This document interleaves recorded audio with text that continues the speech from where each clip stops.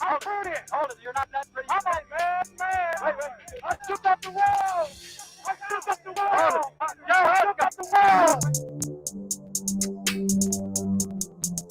I bear witness there's only one God, Allah, and Muhammad is his final messenger. That's what I said, Larry, on the Bungle fight. Thanking you. They call me the problem, but you could call me the can man, because anybody can. How y'all doing, ladies and gentlemen? Welcome to another edition on Split Decision. With me today is the one and only Coach Jose Benavidez, Sr. Pleasure having you back on the show. Well, thank you so much, man. I want to thank you for all your support, man, through all the Davis career, man. And I'm thankful, for you guys to inviting us to your show. It's always a pleasure having you on the show, and you always keep it 100. And I really appreciate your time. I know you're on, spending time with the family. So congratulations on your son's last victory. How would you rate David Benavidez's last performance versus Karan Davis? You know what? I was very satisfied. At the end of the day, people don't know Karan Davis. He's a good fighter. He got a draw with Anthony Durrell. He was a very decorated amateur fighter. And you've seen that, this guy came to win. This guy came to put work, and he did. And nothing but respect for Davis. And I want to thank him for taking the opportunity to and accepting that fight with David Benavidez. But I think David did a pretty good job. He broke them down. I knew the first rounds were going to be a little bit hard because Davis has really good footwork, and he's very slick, very intelligent, and I think he's going to give a lot of people a lot of problems. It was a very entertaining fight, a very impressive victory on how Benavidez got the job done. So is Benavidez now officially Canelo mandatory since he already fought in a title eliminated before? Where do we stand when it comes to the mandatory position? No, now, we as everybody knows, Canelo's going to be fighting a cruiserweight that nobody knows. I heard also that they're not fighting at 200 pounds. He's bringing them down to 190 pounds. So I don't even know why that would be called cruiserweight. Now he's changing all the divisions. He's doing whatever he wants. At the end of the day, I think they're just doing it for the money. They're doing a great job. I'm not mad at that. I don't think he wants to fight David. Because David is going to give them problems, and they don't want to go through that. So they'd rather fight somebody for a lot of money and make sure that they are going to win. And I think he's going to win this fight. Why doesn't he fight a legit cruiserweight, because I think he will get injured. But, like I said, I don't know. I mean, I don't understand. I'm confused, Why is he going all the way to cruiserweight? Why not go to 175? And fight these other fighters, but we know why, because of the business. So there's no mandatory with David Benavidez. I don't even think he's coming back at 168. So now we're fighting for the interim 168 WBC, and we're going to continue to work hard and give you guys a good show. And we'll fight anybody at 168. Berlanga, the Charlo, Boo Boo, whoever wants to fight, man. We're here to represent Mexico, and we're here to represent our people, and we're here to give you guys good fights. So whoever they put in front of us, we're going to train hard. We're going to stay dedicated and give you guys good fights. And just to make it clear, Maccabi, the reason why he fight Maccabi, he's a fighter with the belt, and also he have been knocked out before twice, and one time by a light heavyweight in Tony Bellew. He knocked him out in the third round. You mentioned that he's doing that to make a lot of money. But wouldn't you say if Canelo fight Benavidez, that's the biggest fight Canelo can make right now at 168, and that will be his biggest fight and biggest payday. So if Canelo is looking for the payday, shouldn't he be fighting Benavidez if he really looking for? Well, a lot of people don't know. I think he's going to make a lot of money with this cruiserweight. Maybe they'll do it in another country where people are going to put a lot of money. And, I think he can make over $60-70 million, to fight this guy. He's not going to make that here in the United States with David Benavidez. So why risk with David Benavidez when he can beat this guy and make more money, you know? So at the end of the day, I don't think he's trying to look for history to make history. He's more about the money now, and they're doing a good job. Like I said, I don't hate them for that. They're smart, you know. Him and his team are making good moves, and they're just trying to choose whoever they want to choose to beat the fighters and to get other belts. I don't even think. I mean, he should even fight for belts, even though with belts or without belts, he's still going to make a lot of money. So I just don't understand why go out to cruiserweight, you know, when he did. Yeah, there are a lot of fights at 168 and even 175. I don't understand, you know. Now, before we go any further, none of the numbers you mentioned are official, right? You just throwing out numbers because I don't Yeah, think of course, I don't know. because I don't even think Canelo's going to make even 30 million against Maccabi. That's a fight nobody want to see. So I doubt he's going to make even 30 million. But just to confirm, none of the numbers you mentioned are official, right? No, they're not official because I don't know, but I'm just saying, you know, if he fights where Andy Reid fought with the Saudi Arabian, you know, maybe they're probably gonna offer a lot of money, you know, just to fight over there or whatever. Like I said, you know, I'm just thinking maybe that's gonna happen. Yeah, he's fighting in Africa, by the way. Oh, there you go. So maybe a lot of people are gonna put out a lot of money, and why not? You know, it is gonna be a lot of money. Believe me, he's not gonna fight for no money, you know. Oh, So they're Canelo very always, smart. yeah, Canelo always make 10 to, I mean, he always make 20 million plus for anybody he fights. But I know for sure that he will make more money fighting Benavidez than fighting Maccabi or any of these unknown fighters like Rocky Fielding, Avini that he fought before. So I know But for a let me fact let, it's a money and a legacy. but like I said, you know, I mean, does he rather fight this guy or does he rather fight David? Let's say for the same amount of money, you know. I mean, David fight is a very dangerous fight. You know, it's a more dangerous fight for him than fighting this other guy, a cruiserweight. You know, so at the end of the day, I think David will give him trouble, and he doesn't want to fight David. So I mean, come on, everybody wants to see the fight with David Benavidez. We're ready to go. Money's not an issue.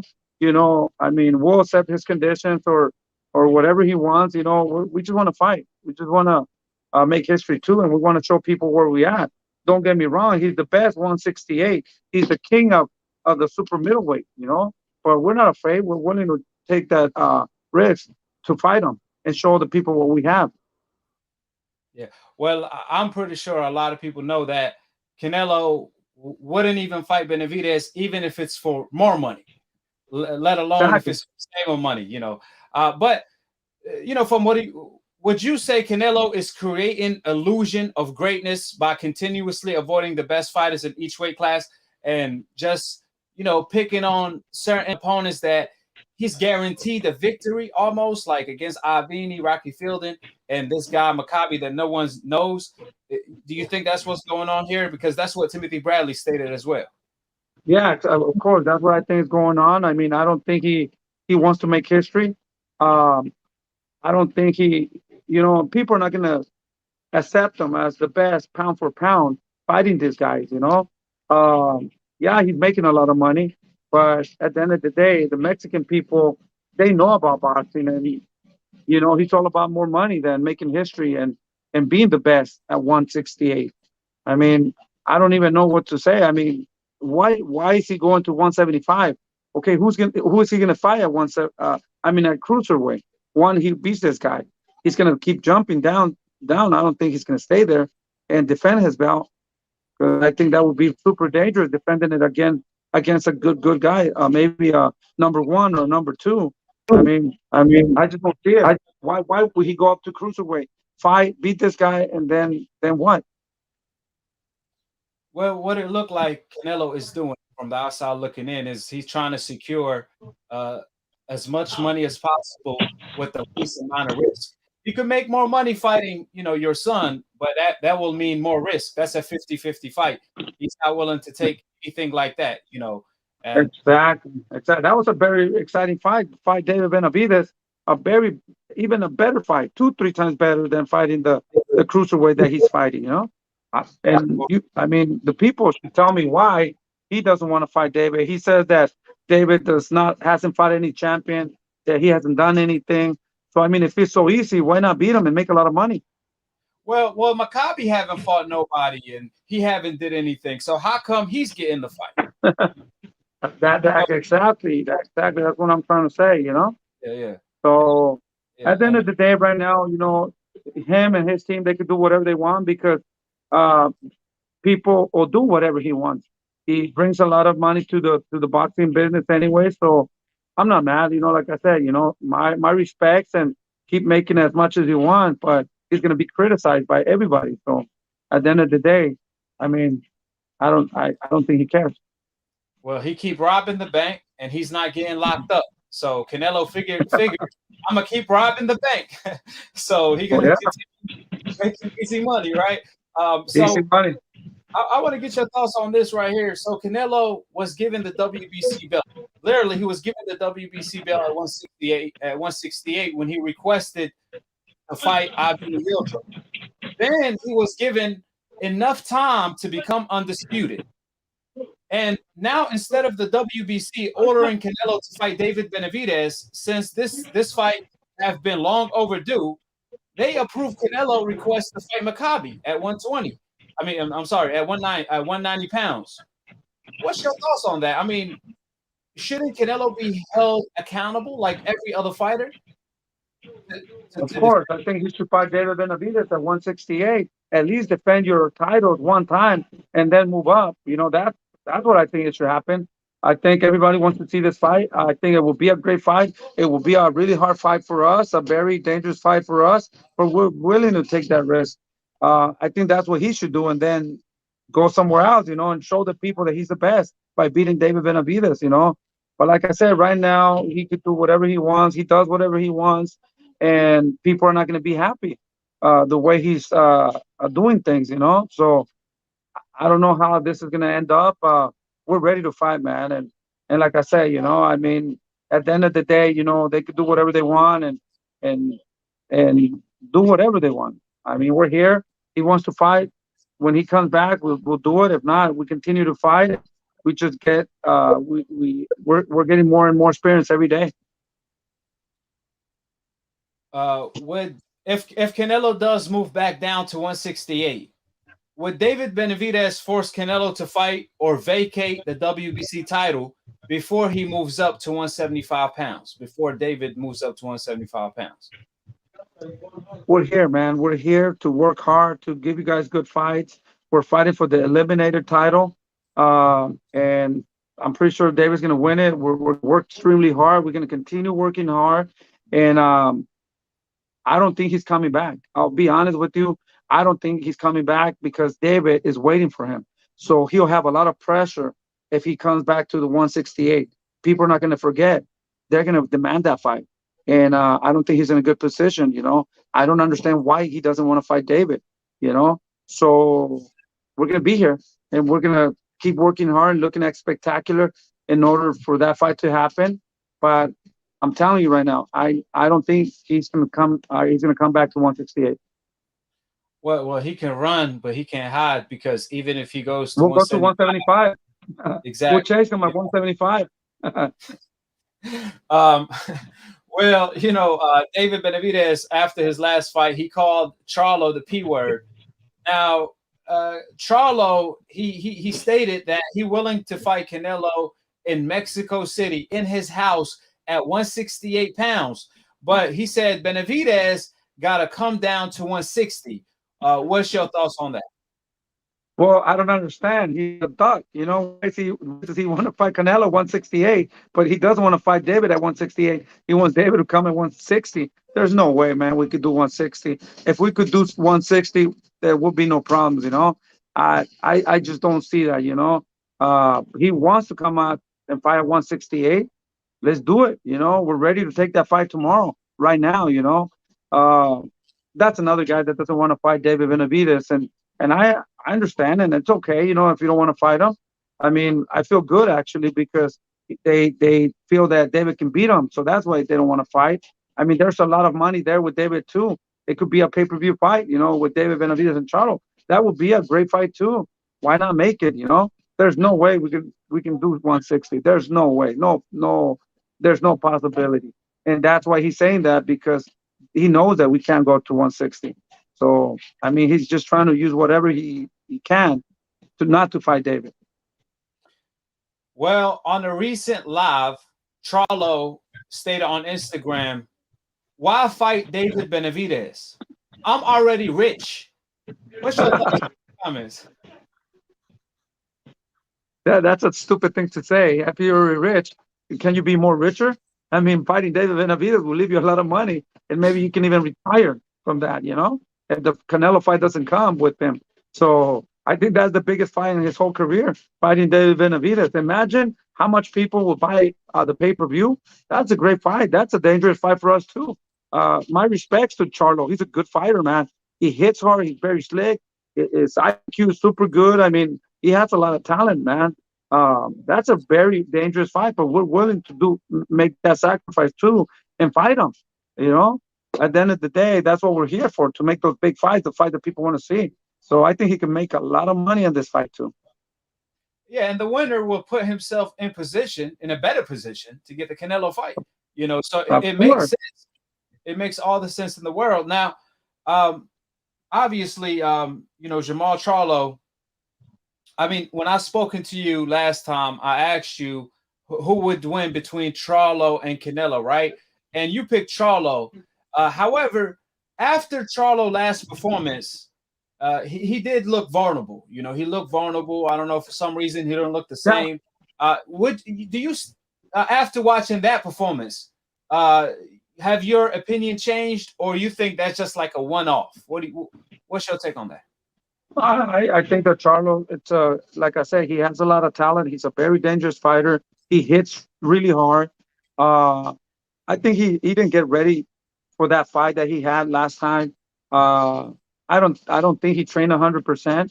He underestimated his opponent, and that's what happened with that. He didn't look that good. He got hit a lot, and that fight was very exciting. But I think if he was to fight David Benavidez or Canelo, I think he would really take things very serious and train really hard. And I think he will show up that night and show all his skills. And I still think that he could beat Canelo. That's the reason that Canelo doesn't want to fight him either, because Charlo is a very slick fighter. Canelo has trouble with Caleb Plant, and Caleb Plant, in my opinion, he's not at that level. And he still gave him problems. So Charlo will definitely have a really good chance to beat Canelo, I think, in my opinion. First of all, what was your reaction to the Canelo versus Caleb Plant fight? Did it play out exactly how you predicted, or did Caleb Plant do better than you thought he would have? What's your thoughts on that fight? Well, I tell you right now, I don't like Caleb Plant. I wish we can fight him, but now they have to build him. They got to give him a little bit of confidence and bring him up little by little, and then hopefully one day we can fight him. We really want to beat him up, because he talks a lot of shit. I don't like that guy. But I'm going to be honest with you. I think he did really well. He did better than what I thought with Canelo. I mean, he came in good condition. He connected a lot of combinations, a lot of punches. The only bad part about him, that he doesn't have no pop. He couldn't push Canelo. He couldn't stop Canelo, from coming forward. I think somebody that's going to fight Canelo has to have a little bit more power to respect those punches, and they had no respect for Caleb Plant. Well, did you see the part where Caleb Plant was talking to Canelo and he was saying, "I respect your skills, this, that, and the third. I'm not good for a 22-0." It seemed like he's trying to get validation from Canelo. What was your thoughts on that, since he was calling Canelo a cheater before the fight, and during the fight he's telling him, "I respect your skills, then this and that and the third"? What's your take? I think he got his validation. He knocked him out. I don't know, man. I don't even know. Why would he say that, dude? To be honest with you, I have no idea. I never heard nothing like that. I need your approval. What do you think? I'm doing good, huh? I mean, man, try to knock this guy out, man. You know, why so much respect? You know, um, I just don't know, man. I don't know why he did that. I mean, I didn't. To be honest with you, I don't know. I don't even know what to say to that. You know, in my Well, mind is I'm gonna knock you out. I'm gonna hurt you. You know, instead of thinking. well, you can guarantee us that David Benavidez will never do something like that when he fights Canelo, right? We Well, can of make. course not. We're gonna try. Why would I even say that? You know, why would even David say that? You know, I think that gave Canelo a little bit more confidence to knock him out. You know, Right. I mean, I don't need his approval. I don't need to tell him, hey, I'm pretty good. You know, I'm not that bad. You know, hey, you know, I respect you. I have no respect for that guy. We're gonna knock him out. We're gonna try to put him out. We're gonna hurt him. We're gonna throw a lot of punches. Yeah, if anything, take a page out of Ali's book. You know, insult the man you fighting, not give him compliments on the actual fight. That Exactly. was that was surprising to see. And also, this is kind of like off topic, but I just want to get your thoughts on this as a coach. You are a nonsense coach. Canelo recently said Ryan is wasting his talent and time. He's not dedicated, and that's a bad sign. What's your take on that as a coach? Can you repeat that question again? I'm so sorry. I didn't. It was cutting off. Okay. I said you're obviously a nonsense coach. Canelo recently said Ryan is wasting his talent. He's in his time. He's not dedicated, and that's a bad sign. What's your take on that as a coach? Well, you know, man, we all know. Come on, man. I mean, Ryan Garcia. You know, he's very known in the social media world. I think it got to his head, or I think too much fame, or too much obligations with sponsors and all that. And even outside the boxing life, you know, I think it was just too much for him. Too much. I I really don't know what's going on his head. You know, he's very young. I think he should just focus on boxing and come back and you know he's. I mean, I follow him. He's a good fighter. I like him. Uh, and I think that he's doing a lot of commercials and he's advertising a lot and he's making a lot of money with his sponsors. But at the end of the day, I think boxing is the first thing, you know, that he should be focused on. And I think he hasn't fought for a while and he's been depressed and going through all that. I think he should just leave everything and start all over and go back to boxing so he can regroup and he can give us more fights. I think that's my opinion. I think if I was his coach or I was in his team, I would try to maybe focus more on the boxing part and kind of, you know, relax a little bit on social media and probably on the sponsors a little bit more. Yeah, definitely agree on that. Now, Floyd Mayweather, he came out and said that he wants Canelo to test himself against David Benavidez. So did Mike Tyson. Yeah. What's your thoughts Yeah, on that? you know what? I wanna send a shout out to Floyd Mayweather because when we were in the dressing rooms, he called David Benavidez and wished him well for the fight. And he said that he liked the way he fought and he was going to try to make as much as possible on his side to make that fight happen. I mean, at least to talk about it, you know. And we were so grateful and super happy that Mike Tyson called David, man. We really appreciate that, you know. So that gave him a lot of motivation and I mean, yeah, you know, hearing it from the these people, you know, that done so much for boxing to say that they want to see that fight with David and Canelo, that's a great thing to hear, man. And we're very appreciative of that. Who called David in the dressing room? Was it Mike? Floyd Mayweather called David. Oh, okay.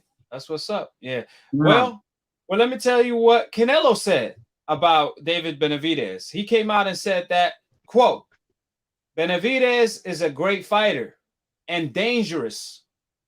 So, end of the quote. Is that the reason why he won't fight, David Benavidez? I think that's exactly was the reason, you know, because let me tell you something. Okay, imagine if David Benavidez fights Canelo, right?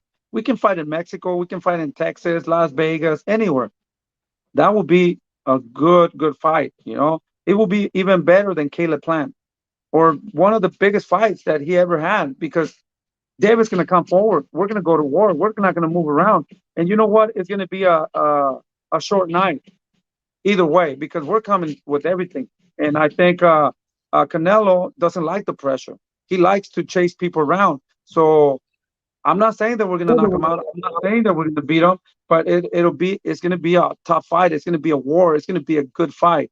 So I mean, if he's so easy, why not even do the fight anyways? So I think he does have a lot of respect for David, and he thinks that David is very dangerous, and he's a good fighter. So that's why he doesn't want to fight him. He doesn't want to take that risk. So I mean, we're here, like I said, my respects, and I'm happy that he doesn't want to fight David because at the end of the day, I feel that we've been doing a great job, and David's becoming a dangerous fighter. He's becoming the boogeyman at the 168. So that gives me a lot of satisfaction.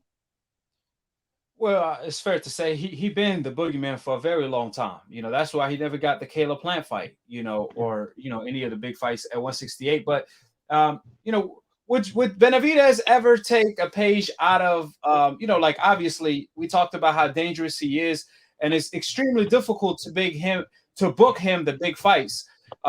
Do you have would you ever take a page out of Lara's book?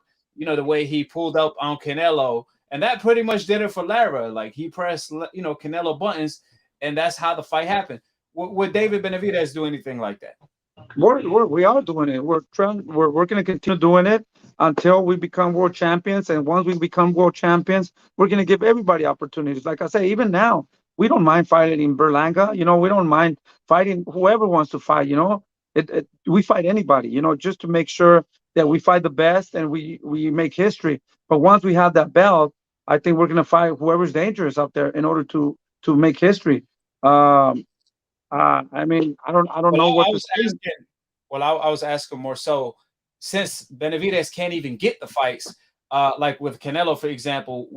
Is it in David Benavidez's character at all to kind of pull a page out of Lara's book and go on the press conference and violate Canelo's space? No, like he wouldn't do anything like that. I don't think there's no need for that. We know that Canelo doesn't want to fight David. To be honest with you, it will be ridiculous on our part, to be doing those kind of scenes. I don't think there's no need for that. I mean, and David is not like that.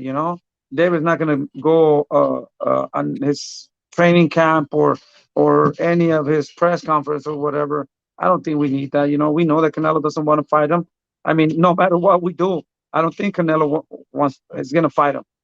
Maybe one day he'll wake up, and after he hears from all the people that he's ducking David, I think eventually he's going to get tired of that, and he's just going to say, hey, I had it with it. I'm going to fight David Benavidez. But I think it's going to happen more when people start talking about that he's ducking David. He doesn't want to fight David. They want to see the fight with David. I think that will get more to him than us going and confront him and try to make him fight. Yeah, and a lot of people have came out. A lot of people have came out. Trainers, fighters, Floyd, Mike Tyson, Kenny Porter, Timothy Bradley, Max Kellerman, everybody, Teddy Atlas, criticizing Canelo's selection of opponents from even Marquez, Chavez. They want him to fight Benavidez in the best fights. So, slowly but surely, hopefully there's enough pressure that piles up on Canelo for the fight to take place. Last time I spoken with you, you suspected Oscar Valdez to be on something because of, out of nowhere, he was looking strong. He was looking like a monster. Then a few months later, he tests positive for PEDs. And so did Usategui, an opponent you guys were supposed to fight initially.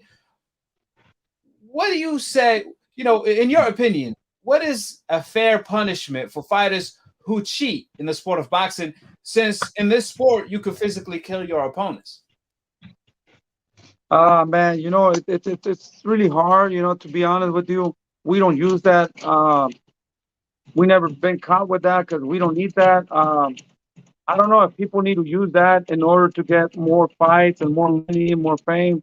I mean, if they want to do it, go ahead and do it. I mean, if they don't get caught, But one day they're gonna get caught. So, to be honest with you, man, there's nothing I could do. It doesn't matter what I think. It doesn't. I mean, people don't care. Um, I feel that that's not right. People shouldn't be doing that. We don't do it. I think that you could really hurt somebody and send them to the hospital and maybe hurt them for life and hurt their whole family, man. I'm against that, and I would never do anything like that. And I hope that people think about it before they do something like that. I don't think it's fair, man. And why even put their bodies into to something like that? That they can even injure themselves too. So, um, I hope people just stop using that, and I think we should fight fair and square. And at the end of the day, I'm not a doctor or anything like that. I mean, we do our work, and hopefully they don't test positive again, and hopefully we don't end up fighting somebody like that, because I don't think it's fair. But we're going to continue working hard, and hopefully it doesn't happen to us again. If David Benavidez fights Caleb Plant, would he stop Caleb Plant faster than Canelo? What's your I think prediction? so. I think so, man. That's the fight that we really want to fight. We want to get. I don't know if that's still possible. Like I said, let's face it, Caleb Plant is going to need some self-confidence. They're going to have to build them again and feed them good fighters. I mean, fighters that are, they're gatekeepers. Kind of. Now, if he loses to one of those, now, I mean, I don't know what's going to happen. Now, if he fights a good fighter, there's a possibility he loses again. So, I just don't know where Caleb Plant it's at right now in his career. Because I mean, look when he fought Truex, he got hit a lot.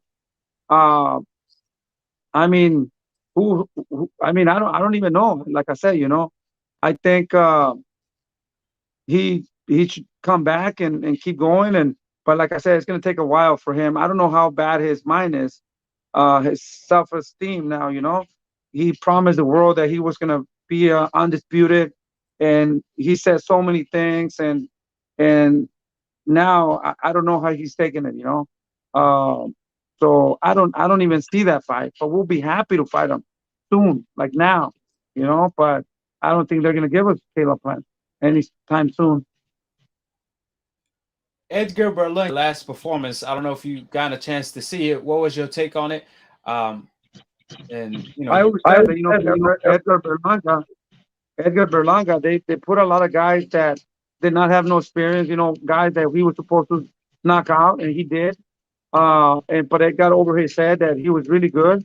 Look what happened. I mean, look at his fight before that. He couldn't stop that guy, and he got tired. This time he got dropped. I mean, like, he's not up there, man. To be honest, he needs well, how many fights does he have? Like about 15, 20?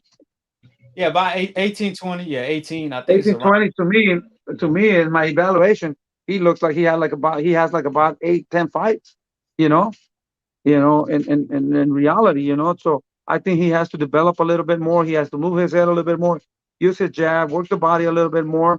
I think David would put him out, man, like fast, like fast. I don't think he has that power that he thinks he has, or everybody thinks that he has. He's a good fighter, don't get me wrong, but he has to evaluate all that and go back to the drawing board and start all over and use his jab a little bit more and don't think about knocking everybody out.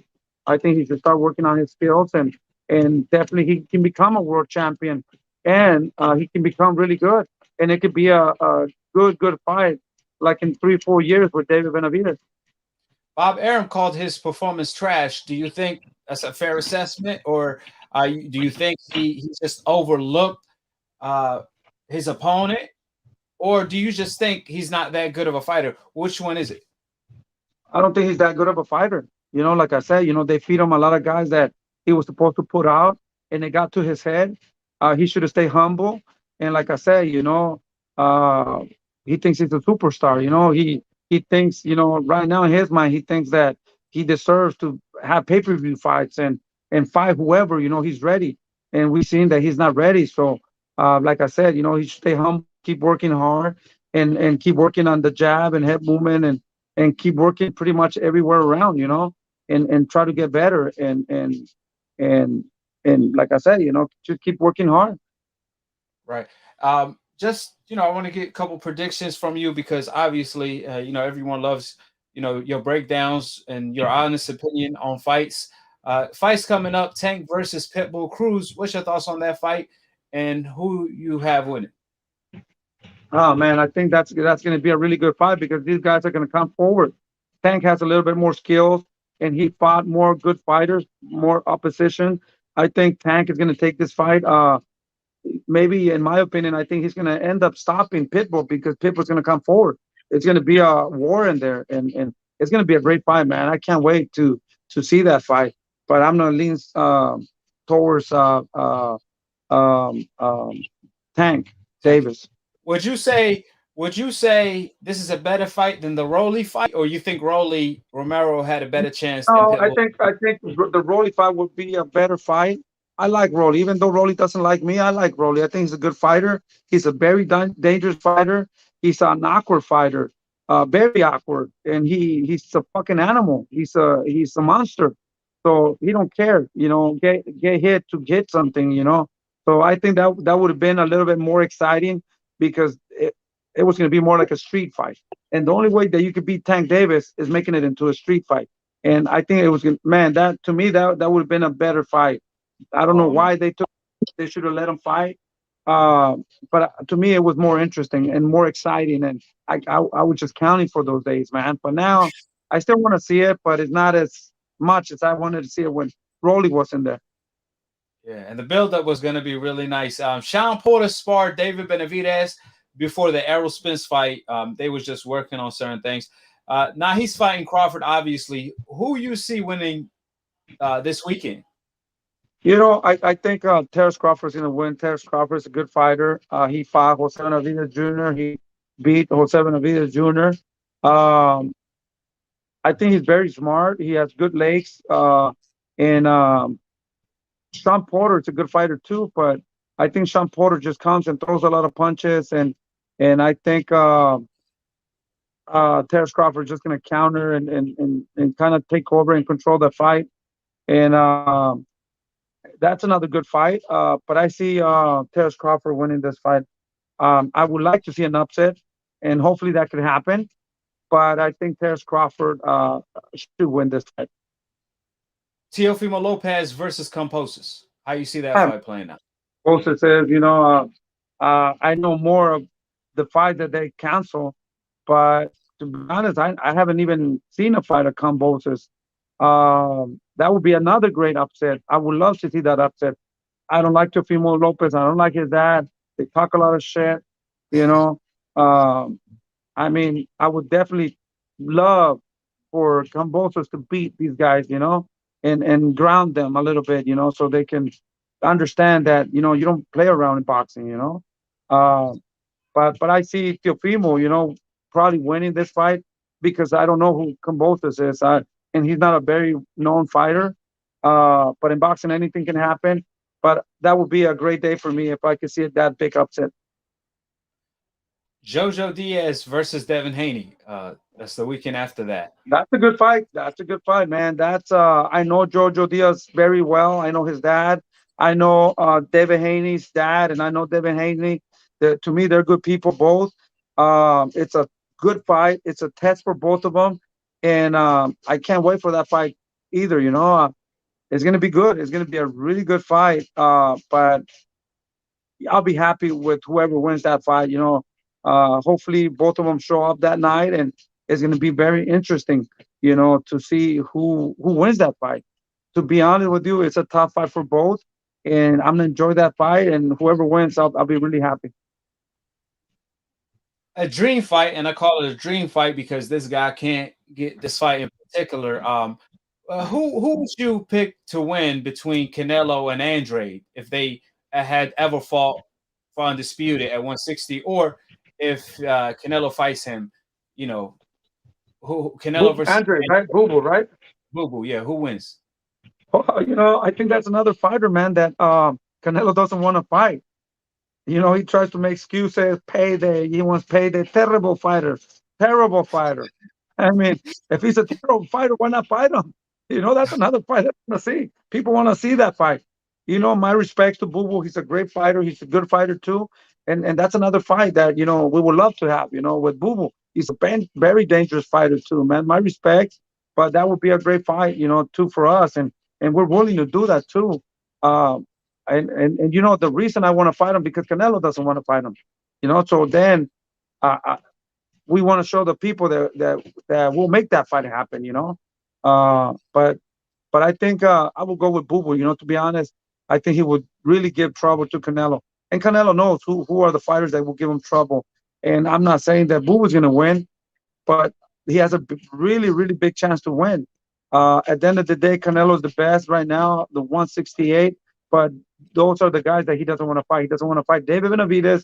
He doesn't want to fight the Charlos. He does not want to fight Boo Boo.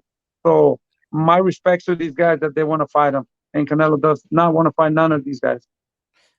And we know Andrade is not a horrible fighter because Maccabi No, ain't fought nobody. not. He won a payday. You know, and like I said, you know, you could call him a horrible fighter, right? And Canelo's fighting him. So I don't think Boo is a horrible fighter. I think he's a dangerous fighter. You know, even if we fight him, I would never call him a horrible fighter. I think he's a very dangerous fighter. You know, but like I say, you know, at the end of the day, we want to make history. We want to fight the best, and we're not ducking anybody. So I mean, if Boo Boo's hearing this, you know, my respects. It will be an honor to fight him also. So I mean, let's fight each other. Since these guys don't want to fight, let's make this fight happen. and that's why everyone loves David Benavidez with or without the belt. He's the champion in people's eyes because he want to fight everybody. And just to follow up on that, actually, Canelo turned down 40 million guaranteed to fight Andrade for undisputed on the zone, which is Wow. yeah. Wow, that's You know crazy. that? I didn't know that. I didn't know that. Yeah. That He turned down 40 million for undisputed. wow. Imagine. Wow, Yeah. that's crazy, man. That's crazy. Another thing, you know, I would like to inform you of, since you know, did you know Canelo did to Andrade exactly what he did to your son, David Benavidez, at 168? You know, when Andrade was a champion at 154, Canelo was his mandatory. He turned down the fight. As soon as Andrade lost the title, Canelo fought Smith for that 154 WBO title. And Wow. I didn't know that either, man. Wow, exactly. really? So I mean, that's what they're known for. In reality, that's what they're gonna be known by when they want to make history. You know, by ducking all these good fighters. You know, because everybody knows, like you know, what happened. So I don't think they're ever gonna get the respect of the people. I don't think they're the people's champ. I mean, yeah, he wants to make history. He wants to make this and that. But in reality, the people that know about boxing will never accept that because they didn't fight good fighters. They were just choosing their opponents. And just to, you know, further confirm, you know, like you said, David Benavidez, he's willing to fight Demetrius Andrade if he does move up from 160 to 168. You know, you guys will love that fight. For sure, you know, we're here to fight. We're here to give the people good fights, and we're willing to do anything that takes. You know, I know what I have. I have a warrior. I have a hungry lion, man. I have somebody, you know, that's willing to leave his heart in the ring. So we're willing to fight the Charlos, Boo Boo, you know, Canelo Alvarez for sure, you know. So anybody, I don't know who else to think of, you know. Berlanga, I don't even want to bring him into the mix because I don't think he has experience. But if he wants to do it too, we can make it happen, you know, just to get more experience. And at the end of the day, we need to continue getting better and learning more. You know, David has a lot to learn, and I think he's only 24 years old, and you know, man, he's super young. So we have to get more experience. We have to keep training hard. And at 24, 20, he's very fearless. Nobody wants to fight him. So you just can imagine at 26, 27, you know, it's going to be even worse. Right. And last thing, I just want to read the super chat. Someone asked you, why didn't your son have the same energy I'm assuming Canelo, and call him the P word like he did to Charlo. I mean, does that have to do something with, you know, Charlo disrespecting your son? So your son being disrespectful Yeah. right back, or being respectful, even though he ducking. I know Canelo is ducking too, but he's not. He ducking and he's staying quiet. Charlo was barking, but he wasn't willing to bite. Is that fair assessment? Yeah, like I said, we want to fight, man. We just want to fight these people that call that they're the best. So at the end of the day, you talk a lot of shit, and then back it up. Let's make the fight happen. What's the problem, But all they can do is talk, talk, talk, talk, talk, and they want to defend themselves and they want to do this, they want to do that. Let's fucking make that fight happen, Let's just make that fight happen, and we'll see who's the best, and that's it. Yes, sir. And like I said, with or without the belt, David Benavidez is still the champion in the people's eyes because he never lost the belt in the ring. He's the most dangerous 168-pounder. And more importantly, he's still undefeated. He's still undefeated and willing to fight everyone. It was a pleasure talking with you, Jose Benavidez. I really appreciate you giving me, an hour of your day. I really appreciate you. Last thing you want to tell to your, all of your fans that's tuning in.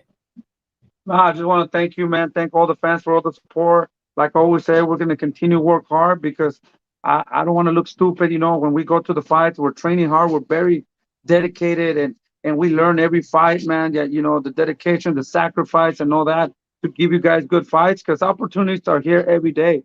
So I know the opportunities are going to come. So we got to be ready because, we got to take care of business. We got to do it. We got to take care of the opportunities. And so we're here, man, sacrificing and working hard. Thank you so much for everything. Thank you so much, Jose Benavidez. Look forward to talking to you again. Thank you. Have a great day. Thank you. So that was Jose Benavidez, Sr., the trainer and the father of David Benavidez, the boogeyman, and truly the best 168-pounder before Canelo came into the division. And obviously, he turned down 2 fights, 2 offers. Canelo turned down 2 offers to fight David Benavidez for the WBC title when Benavidez was still the champion. And obviously, when Benavidez lost the belt on the scale due to the COVID protocols, that's when Canelo Alvarez knocked on Mauricio Sulaiman door, gave him a call. Matter of fact, emailed him he requested to fight Avni Yildirim for the WBC title. And that's why I always say Canelo is the WBC email champion. If he want to be the real champion, then he needs to fight David Benavidez, not Avni Yildirim, a fighter coming off a loss on 2-year layoff. And a real champion will never vacate his title the way he did to Jamal Charlo at 160. And the way it seems like he's looking to do at 168 because David Benavidez is not going anywhere. So Canelo is going to have to put up or shut up and move up to 175 and try to cherry pick all of these other Europeans. Like I said before, Canelo is not even the undisputed European pound for pound #1 in Europe. He's not pound for pound #1 in Europe right now because he's not fighting the Benavidez, Pulev, and all them guys. He's fighting the weakest Europeans, the B, C-level fighters. He's fighting the B and C-level black fighters as well. Maccabi, a fight no one asked for. Mike Tyson, Floyd Mayweather, Chavez, Marquez, Mosley, Barrera, everyone want Canelo to fight Charlo, Andre, and David Benavidez. However, he wants to move up in weight and fight Maccabi at 190, not even 200 pounds, a new weight division to make up history. He's not making history. He's making up history. It's an illusion of greatness. Canelo thinks by him getting all these titles is going to make him great, but it's not how many fights you had. It's not how many belts you have. It's who you fought, especially when you're in position to make these fights happen. Canelo is in position to make these fights happen. David Benavidez is not in position to make these fights happen. David Benavidez has been calling out Charlo for how long now? He can't get the fight. He's not in position to force Charlo to fight him. However, Canelo is in position to make all these fights happen because everyone is calling him out. Everyone is willing to fight Canelo, but not everyone is willing to fight David Benavidez. Not everyone is willing to fight Boo Boo Andre. That's why you can't compare the two. Canelo has the options. They don't. When you're the boogeyman, no one wants to fight you. When you're the most wanted man, then everyone wants to fight you. That's why Canelo is known as the duck of boxing. He ducks all the best competition to fight the weakest link in every single division. He did it at 154. He avoided the fabulous four of his time, Andre and the Charlo twins. Then did the same thing at 160. Gave up his belt to Charlo and turned down 40 million to avoid Andre for undisputed. And did the same thing at 168. He avoided David Benavidez and fought Ivy Yildirim for that title. That's why he's the email WBC champion. At 168. And now today, he's turning down the fight, obviously, with David Benavidez yet again. He don't want to fight his mandatory or somebody, and obviously he's paying the WBC for witness protection. And he requested to fight Maccabi. Hello? Is anybody home? No one asked for this Maccabi fight. He's a horrible fighter. Payday. He won payday, right? And he ain't fought nobody. So why is Canelo fighting him? We know what time it is. To Mr. E.L. Komal, AKHi, you biased, bruh. How about you call in and let me know how biased I am? How about you talk to me? Because the truth is undefeated.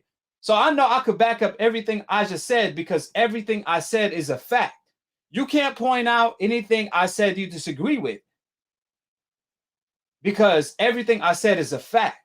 Everything I say is factual information. I don't put out opinion to the world. Everything I say is factual.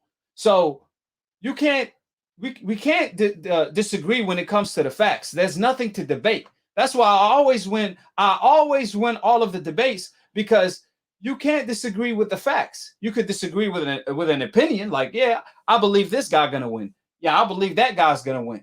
Oh, who's the most beautiful women in the world? That's opinionated topics. But when you talk about Canelo turning down 40 million to avoid Demetrius Andre for undisputed, that's a fact. Canelo ducked Andre. There's nothing to talk about. There's nothing to argue. If you arguing, you a Canelo fanboy. If you're saying Andre is a horrible fighter, meanwhile, you're not saying the same thing about Maccabi. If you say Andre ain't fought nobody, meanwhile, you ain't saying the same thing about Maccabi, who've been knocked out twice. Meanwhile, Andre ain't been knocked out twice. And Canelo could make more money fighting Andre than he can make fighting a Maccabi, but he chooses to fight Maccabi instead of Andre. We all know what time it is. That's why you can't disagree with the facts. To all the keyboard warriors, welcome to the truth zone, where your feelings gonna get hurt. You know, at the end of the day, or at least the night, take your medication, because the truth is really a medication. It's either gonna set you free if you accept the truth, or burn your soul if you emotionally attach and you don't want to accept the truth. The number is in the description box. So let me go ahead and open up the phone lines right now. You could call in to give your predictions. And also, if you want to debate about anything, you could go ahead and call in. So to all the Canelo fans, please, do me a favor. No one is, the number is in the description box. Let me put it on the screen for the meantime. Okay, hold on.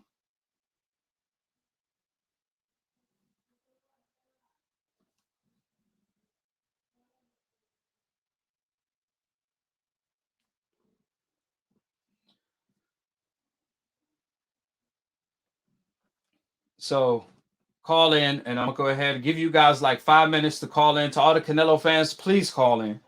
Please. We waiting on a decaf to call in. To this day.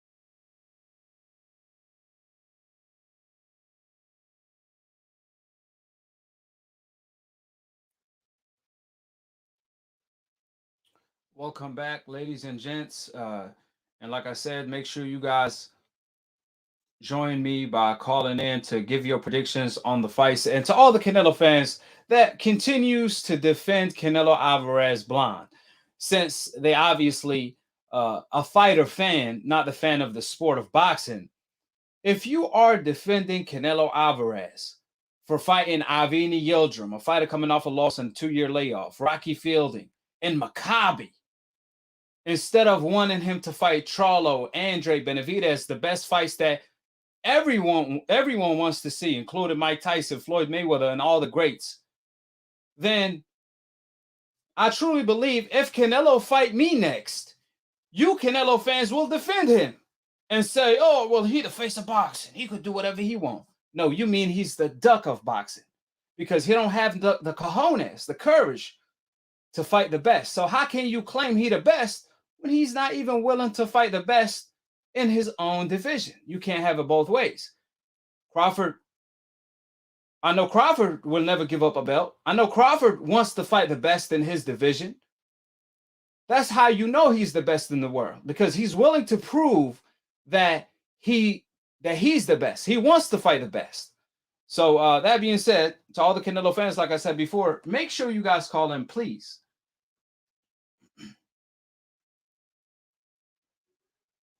How you doing, Aki? Who says and where you calling from? Hello? What's going on, Aki? This is Joey from South Florida. Joey, man, my guy, how you been, man? You know, long time. You know, I haven't talked to you in a while. You ain't been calling in, calling in. So obviously, it's a lot going on. Like I said, to all the people that's tuning in, please give your prediction as soon as you call in. Crawford versus Porter. I truly believe that's going to be the fight of the year. And to all the Canelo fans, let us know in the comment section. You guys get a VIP pass to debate AKHi on split decision.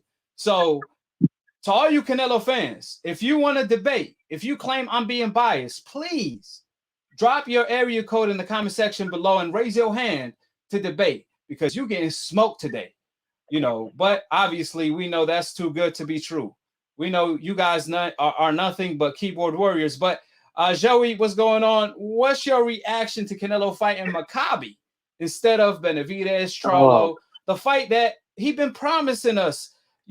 Obviously his fans tell us, oh, Benavidez ain't fought nobody. Benavidez a bum. Charlo a bum. But Canelo came out. My reporter asked him, what do you think about Benavidez and Charlo?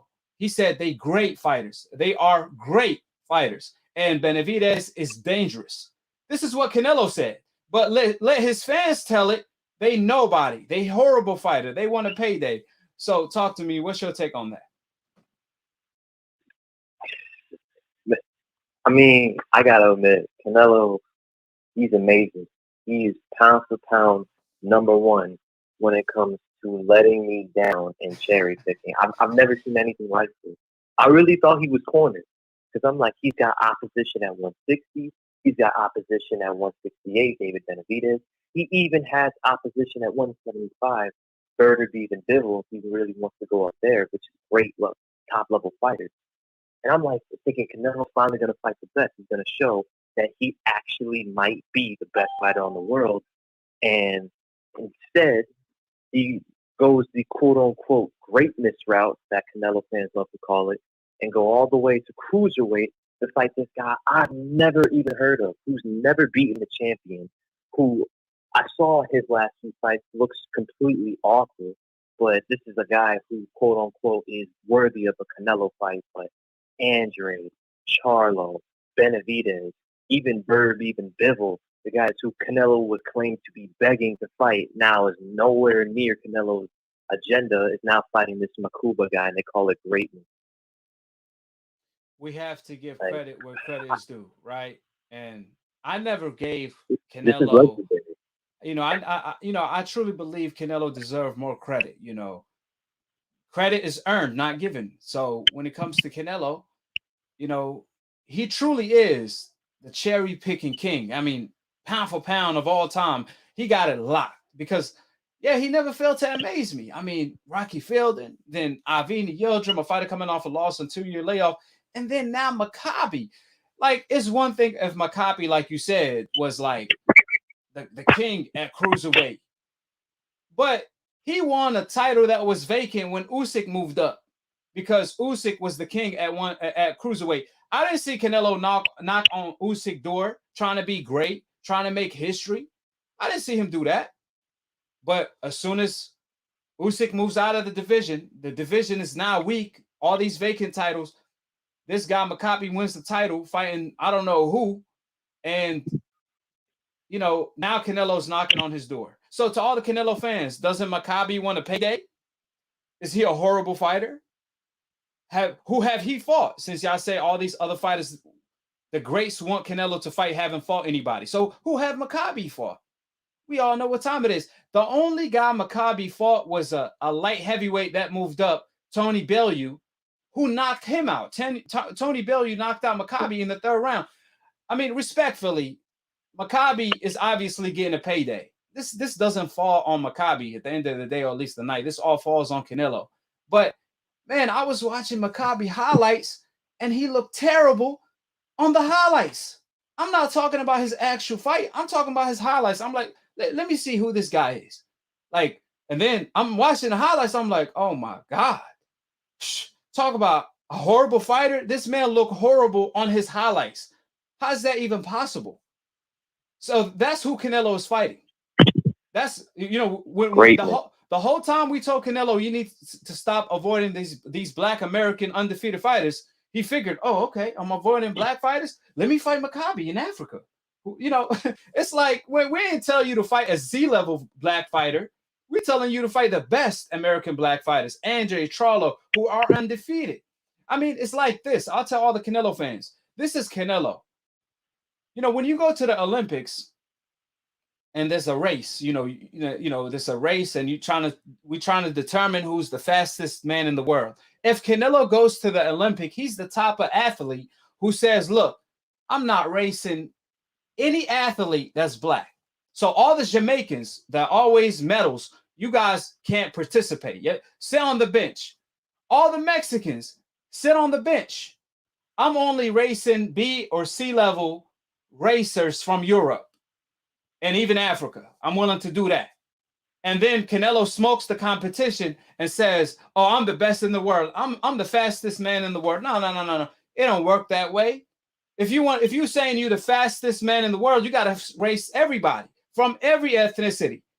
But Canelo, he only fights European fighters, or if he fights a Black American fighter, it's B or C level, sometimes Z level. So that's the problem with Canelo Alvarez, and it's an allusion to greatness. I always said that before. Canelo's not making history. He's making up history. He thinks by winning all these titles, he could call himself great, but it ain't about how many belts you have, is who you fought. Sugar Ray Leonard, we don't know him for all these belts he won. No. We know him because he fought the Fabulous Four of his time, and he beat them guys.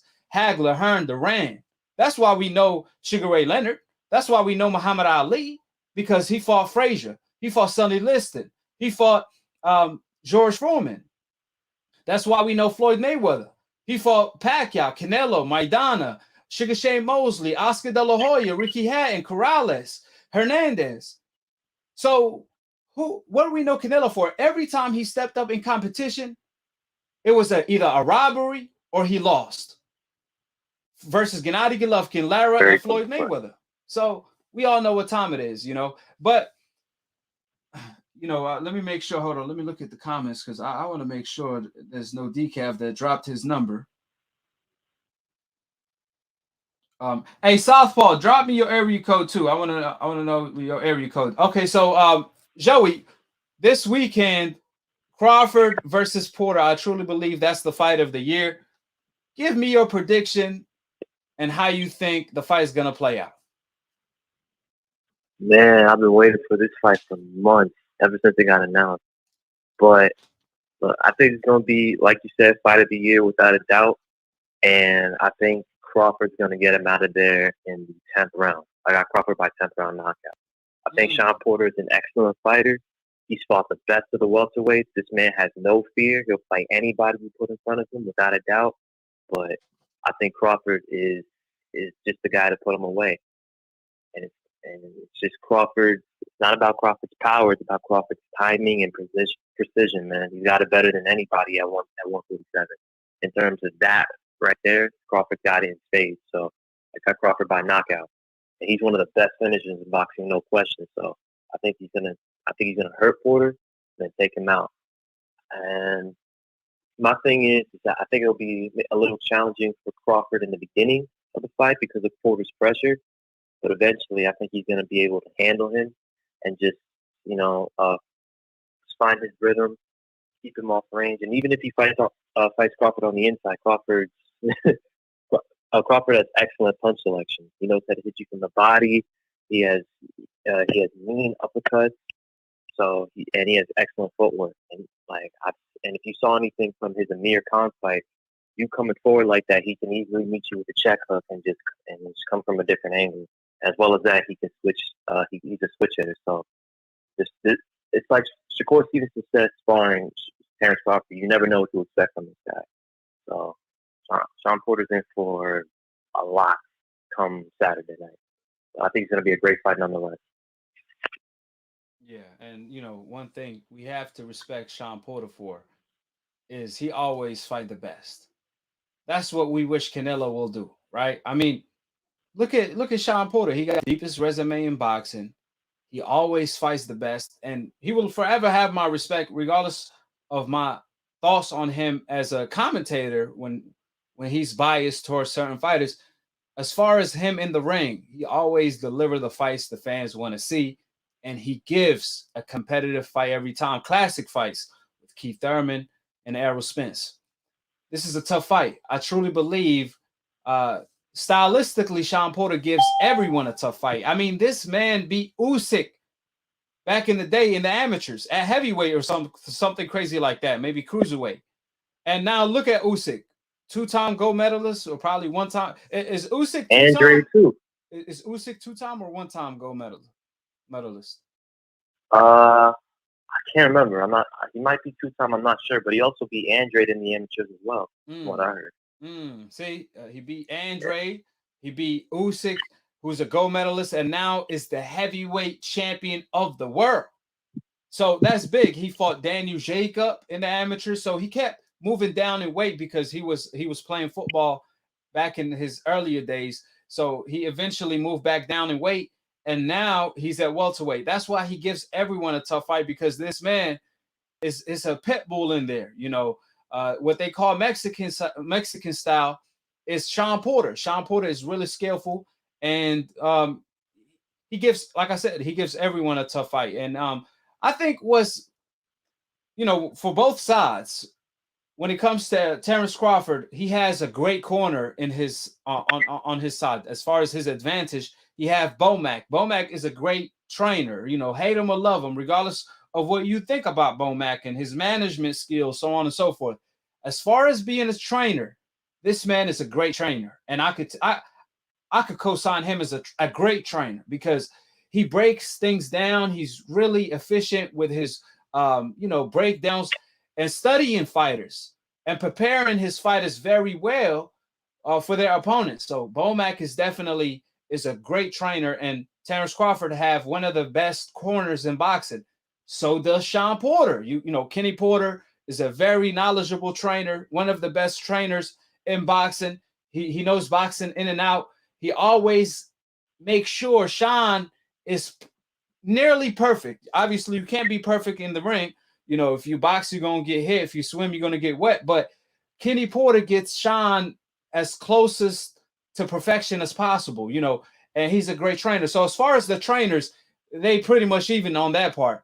So it's up to the fighters to make the adjustments fight night. Obviously, I see this fight going in phases. I see either this is a tough competitive fight if Sean Porter can make it his fight, or maybe Terence Crawford could calm Sean Porter down by catching him with great counters and making Sean Porter hesitant to come in, like he did with Jeff Horn, because that's a fight where I knew Terence Crawford is a very strong welterweight. Yeah, he moved up from 135, but this guy, he could handle himself very well at welterweight. We've seen how Jeff Horn bullies all of his fighters. All the fighters he fought. We saw how Jeff Horn bullied Manny Pacquiao, but when he fought Terence Crawford, oh my God, that was a very skillful performance by Terence Crawford, the way he was able to catch Jeff Horn coming in. So if he could do something like that to Shawn Porter, it will be very impressive. However, to stop Shawn Porter, that's even a greater statement, because no one stopped Shawn Porter. I mean, nobody have stopped Shawn Porter before, and no one have even came close to stopping Shawn Porter.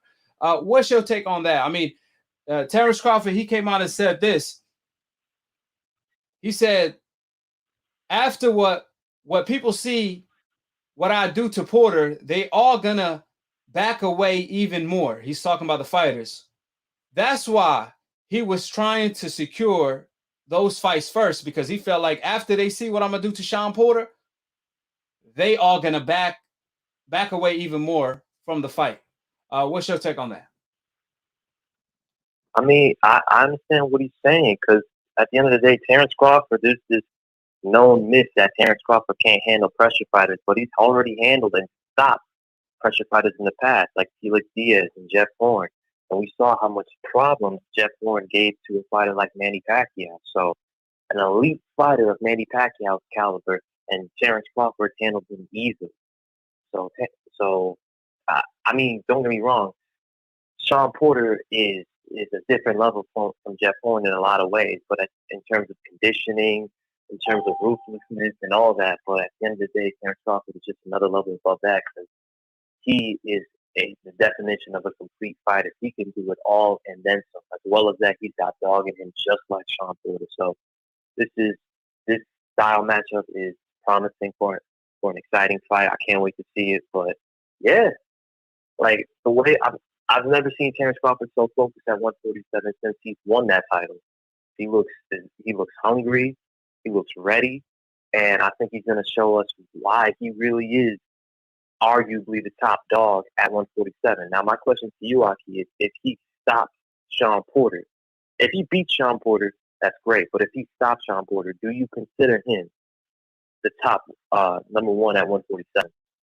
Man, Crawford at is that point, Crawford he's beaten. Yeah. Because at that point, if he's beaten both Kell Brook and Shawn Porter, those are two of Errol Spence's best wins. And if he stops both of them back to back, and he beat Jeff Horn. If he stops Shawn Porter, and I'm just adding to that, Jeff Horn beat Pacquiao. You know, hate or love it, he made it ugly, and he bullied Pacquiao. And we saw what Crawford did to Jeff Horn. He smoked him. He didn't beat him. He smoked him, and he stopped him. So that was an amazing display. But if he stopped Shawn Porter, he's the undisputed pound for pound number one, not just in his own division in boxing. He's the king of boxing as far as being the best fighter in the world. You know, obviously that's why he can't get his hands on all of the belts, because like he said, he the boogeyman. We all know he the boogeyman. But you know, I just want to get your opinion on this. You know, Crawford, he became undisputed at 140. He beat Postal, who knocked out Mathise at the time. Nobody have stopped Mathise. Mathise was the monster back in the day. Postal stopped Mathise. Danny Garcia avoided Postal, and Crawford came to the equation and smoked Postal and became undisputed in that division. So he broke, like, I think it was like 17 years. No one have became undisputed. You know, he made history. Guess what they told Crawford post-fight press conference or post-fight interview? Teddy told Crawford, you're not pound for pound number one. Lomachenko, who's 8-1, is pound for pound number one. You and Andre Ward are competing with Lomachenko, not each other. That's what they told Terence Crawford when he became undisputed. But when Canelo became became the undisputed 168-pounder champion against all these European fighters, they told him, you're the greatest. This and that and the third. What's your thoughts on that? You know, how come Canelo's like the greatest when he becomes undisputed? But when Crawford did it, everyone tried to play everybody tried to play Crawford like he didn't do anything or accomplish anything. Yeah. I mean, and the funny thing is, people want to write off Crawford. Like, people forget that they thought Crawford was ducking Victor Postal. As on top of that, when Crawford beat him, Victor Postol became an average fighter. And even after Crawford beat him, Victor Postol was able to damn near beat former unified champion Jose Ramirez. I don't know if you saw that fight right before the fight with Josh Taylor, but Victor Postol fought Jose Ramirez to, I think, a mid-decision fight, and that was an extremely close fight where Andre Ward scored it as a draw.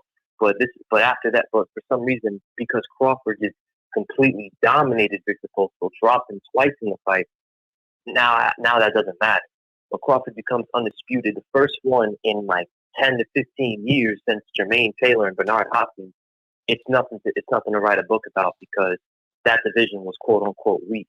But as soon as Canelo stops Caleb Plant and beats Saunders and Callum Smith and Avni Yildirim, that you have him. Not only do they say he's pound for pound number one, unquestionably, but they say he's without a doubt the greatest Mexican fighter of all time. And Canelo selected the weakest ridiculous division to do it. You know, he didn't do it at 154. He didn't do it at 160 to avoid Charlo and Andre, the Fabulous Four of his time. And he did it. He chose to do it at 168, where shockingly enough, he avoided the most dangerous fighter at 168, the best fighter at 168, Benavidez. And he'd rather fight Maccabi today than Benavidez at 168. He stole David Benavidez's belt. Canelo was a thief for stealing David Benavidez's belt to fight Avni Yildirim. But I got a decaf, 347. Let me pick up his call real quick. You know, he wanted debate, so let me see if he gonna answer. All right, let me just say one thing real quick. For all you Canelo fanboys, hell no, come back. Come back. As soon as I mentioned his name, he didn't walk away. 347, come back. I'm gonna give you some time. You better come back. I saw your comments. I got you, Southpaw. I'm gonna pick your phone number right after this dude. But 347, I need you right back. But yeah, go ahead. Finish your thoughts. What I wanted to say is for all you Canelo fanboys out there that keep saying, "Oh, David Benavidez lost his belt. He's not the mandatory." It's literally just been announced. You can go on the WBC website, and they straight up said that David Benavidez is officially the WBC mandatory, and it's just a big coincidence that a few days before that, Canelo just decides to fight a cruiserweight that no one's ever heard of. Yeah, wow. Let's just all play dummy. So David Benavidez is already officially the mandatory now? You can look at it. It's literally on the website. Wow. I saw it when I was looking up all the mandatories for the WBC, and it just came out this week. David Benavidez is without a doubt the WBC mandatory. Look it up if you think I'm lying, fanboy. The same thing he did to Charlo at 160, he's doing to David Benavidez at 168. Like I said, it's an illusion of greatness. So 347 is Tim back. Bradley said it best. Yeah, go ahead. Oh, all right. You take care of that, Aki. Yeah, for sure. Yeah, I'll talk to you. How you doing, Aki? Who this is and where you calling from? Yes, sir. You live. You are live. Assalamu alaikum. My name is Uno, and I'm from the Bronx, right? Uno, I'm going to hand you your first L, your first Uno L.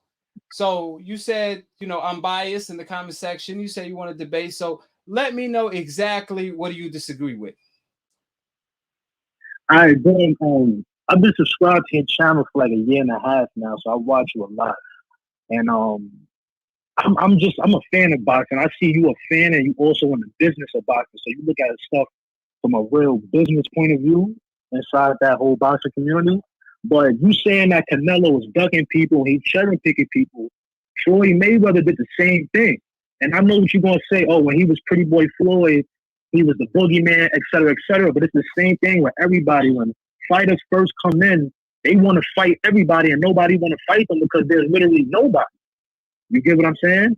And then he didn't become who he was until after that fight with Oscar De La Hoya. He had to follow all the rules for Oscar De La Hoya.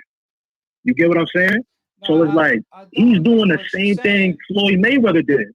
So when is he gonna do the same things Floyd Mayweather did? Because he sure haven't did them yet.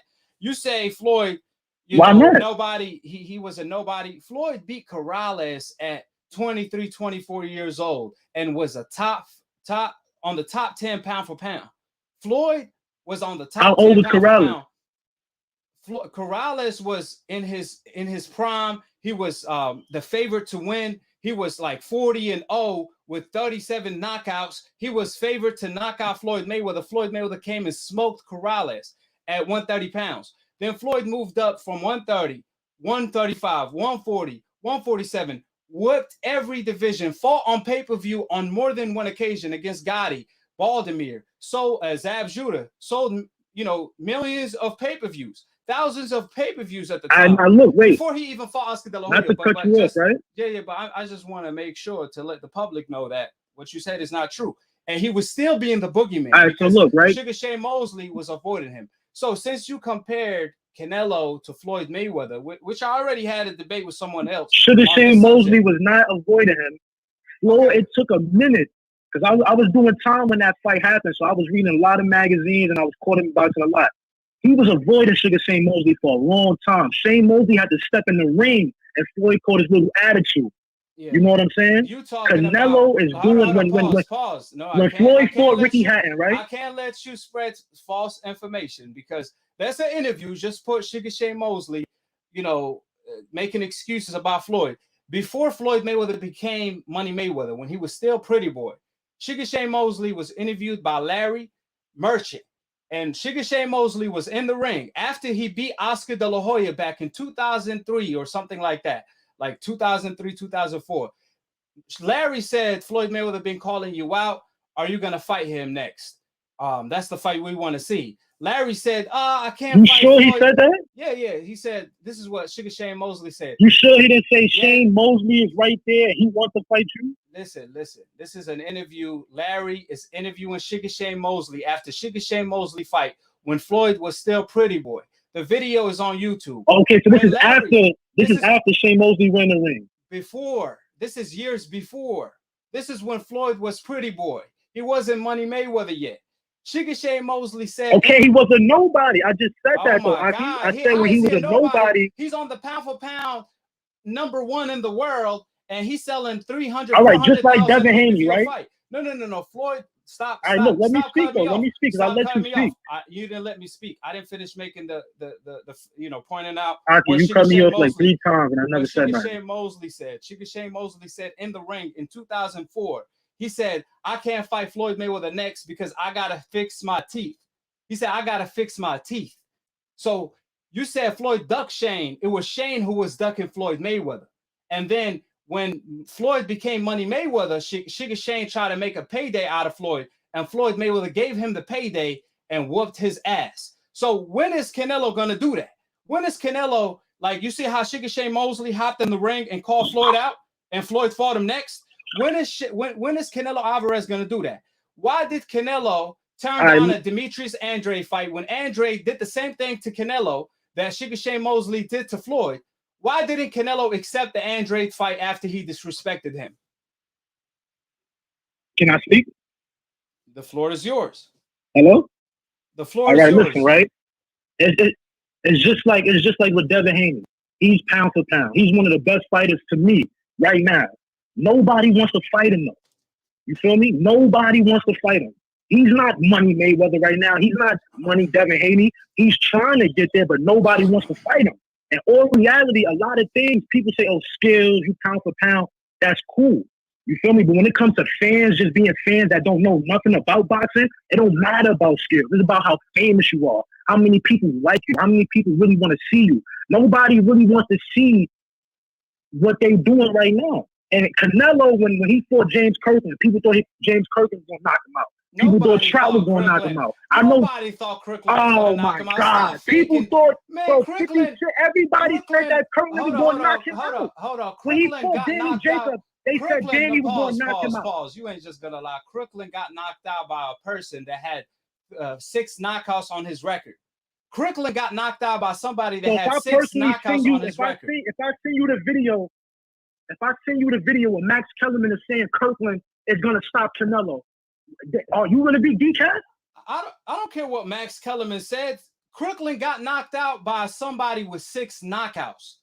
Do you understand? And Floyd got dropped by Zab Judah. Somebody knocked out Crooklyn. Like Floyd beat Zab Judah. Somebody knocked out Crooklyn with only 6 knockouts. So he had 6 knockouts on his record. But quit deflecting. It don't matter quit about deflecting. the law. Look, hold on. It's not about the law. Quit deflecting. Quit deflecting. I asked you a simple question.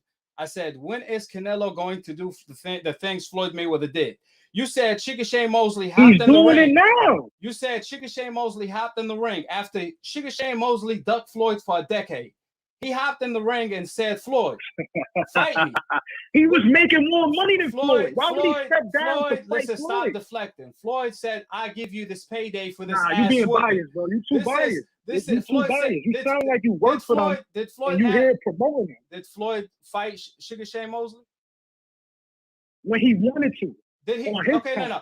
Did Floyd fight Chickasha Mosley after Chickasha hopped in the ring? When he wanted to. Floyd fought everybody who he wanted to on his time. Answer the question. I'm answering it. Did he you fight don't him? Yes or no? Did he fight him? Yes or no? Right after he fought him. Yes, when he wanted to. Did Canelo fight Andre when he called him out after the Billy Joe Saunders Let me answer fight? that, right? Let me answer that as a fan. Let me just answer that as a fan. No. It's a simple question. Don't tap out. Listen to me. It's my answer. Don't tap out. Go ahead. Nobody knows who Andre is, but I'm not tapping out. Nobody knows who Andre is. I'm from the city. I can go to all 5 boroughs. I'm going to get like 2 people who know who Demetrius Andre is. I didn't even know who he is until he called out Canelo. Let's be serious, bro. Because you don't know shit Nobody about boxing. knows that dude. Because you don't know shit about boxing. I just said I'm a fan. I'm not like Who's you. Maccabi? Who's Maccabi? I'm a fan. Who's Maccabi? You didn't even know. So how the fuck am I supposed to know? Okay, he fighting him. Canelo fighting Maccabi, but he ain't fighting Andre. You said Canelo is not fighting Andre because nobody know him. Why is Canelo fighting Maccabi?